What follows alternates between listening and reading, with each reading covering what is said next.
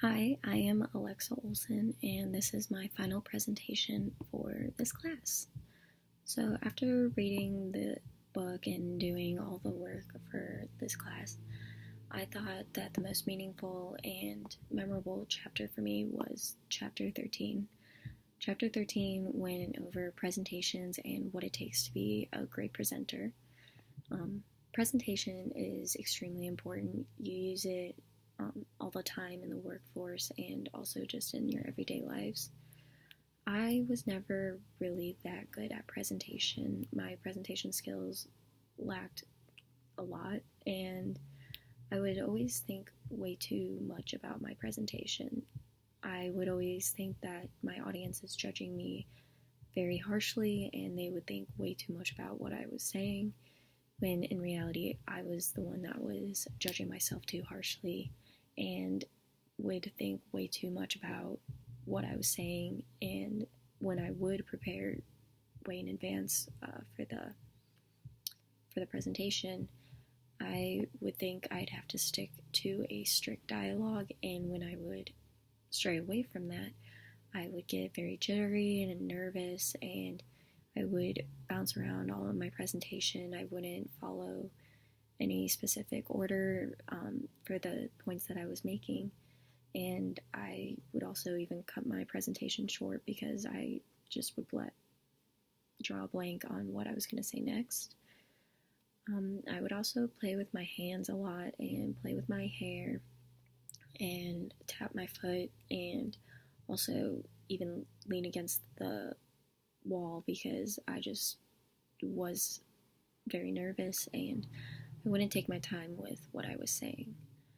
For a presentation, you are basically relaying the information to your audience.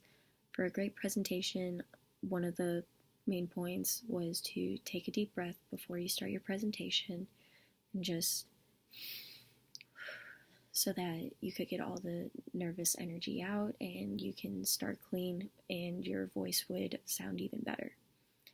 You should also talk slower than you usually would to your friends so that you're not just talking to get through the speech really fast or anything like that. You should talk slower so that your audience can understand exactly what you're saying and so that they can follow along easier with the presentation.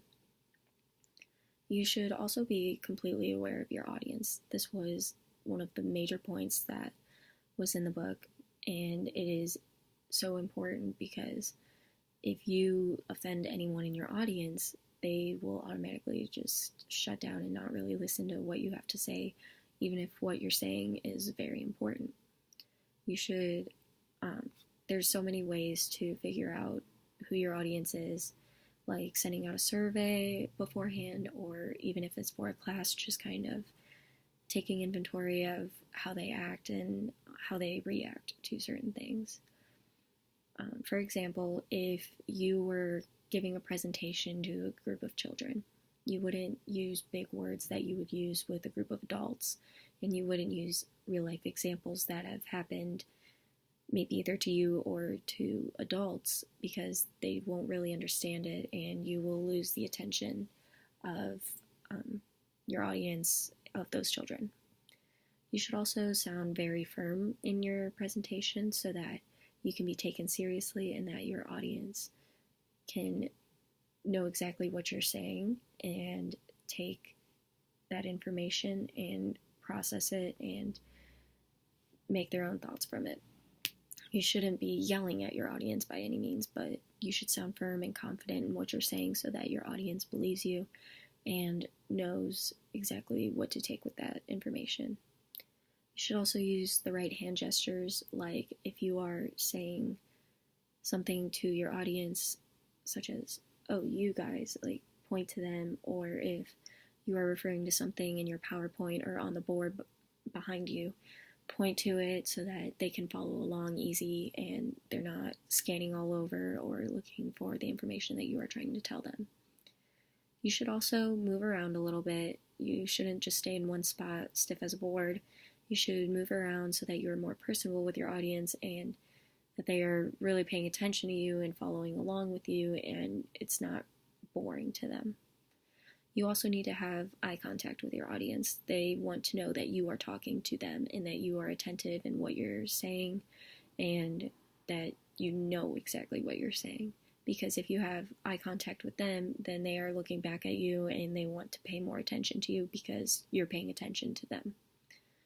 I also found through personal experience that you should really be aware of what you're saying so that you aren't saying a specific word too much. For example, I was watching a presentation and the presenter would say essentially too much. And I kind of lost focus of what the presenter was actually saying, and I started to focus more on how many times they said essentially, and it just lost its meaning with me. Your presentation should also tell a story. So for a great presentation, you need to have the three main parts. So the intro, the body, and then the conclusion. Your intro should grab your audience's attention and make them want to know more about what you're going to say. You should have a great body that flows easy and makes sense and not jumping from A to Z back to B. It should flow A, B, C, or however it goes. And then for your conclusion, you should tie everything in together and make sure that you didn't really leave any points out and that your audience isn't left with a lot of questions. In order to do this, you need to have an outline of what you're going to say and how you're going to say it. The last thing that I got from this chapter was that you need to dress appropriately for a great presentation. For example, in this picture right here, there is a news anchor, and he is dressed professionally so that you can take him seriously and take what he says very seriously. In this next picture is a professor, and he is teaching the information to his students. He wants to be taken seriously by his students, and he wants to make sure that the students believe that the information is reliable, so he dresses professionally. And in this last picture, there is a coach coaching little kids. He dresses athletically because it's more of a relaxed environment and he is in an athletic environment. So he doesn't really need to dress professionally, but he is dressing for the occasion so that the soccer players can take what he says seriously and know that he knows exactly what he's talking about. You need to prepare your presentations so that you know what you're talking about. You can't really convey the information correctly to your audience if you just go in there on a whim. Like, you could get the information to them, but it won't flow easy, and you're probably going to fidget and basically do what I do when do what I did for presentations. I noticed that if you don't prepare a lot for them, that you get very anxious and red-faced, and you can't really give the information correctly to your audience. In the workforce, there are so many presentations, like the pictures I just showed you. You don't just have to be a TED Talk speaker to give presentations. You don't just have to give presentations on a whiteboard at work.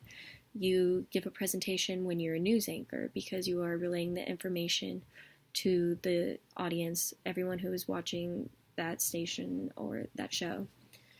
And you need to prepare for it so that you know exactly what you're going to say, how you're going to say it, so that the information is given clearly and that the audience can take that information and form their own thoughts from it. Also, the same thing with being a professor. You don't really think about it, but professors give presentations basically every day. In class, they prepare an outline of what they're going to teach you. They say certain things differently so that you can process that information and form your own thoughts from it. And they are teaching you the information that they are giving you. And then also with a coach, they practice what they might say to their players if they are messing up, or they just kind of know how to talk to their players when they need to address a situation or tell them how to do something differently so that they can better their players.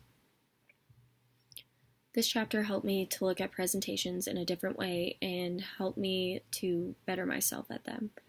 Without this chapter, I don't think I really would have thought too deeply about presentations. I think that I probably would have just kept going into a presentation not knowing exactly what I was going to say, and I wouldn't prepare as much for them without looking at this chapter and figuring out, oh, you can just come up with this outline, don't need to follow the dialogue perfectly, just practice it in front of a webcam, in front of your mirror, in front of your friends, and it will go so much smoother.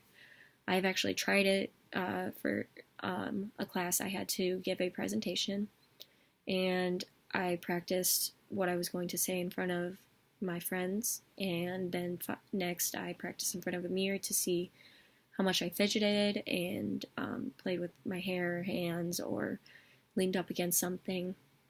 And then finally, I used a webcam to see what words I would say a lot and what I needed to change in my tone of voice because I was hearing what I was saying. So overall, this chapter really did change my outlook on presentations, and it definitely did help me to become a better presenter.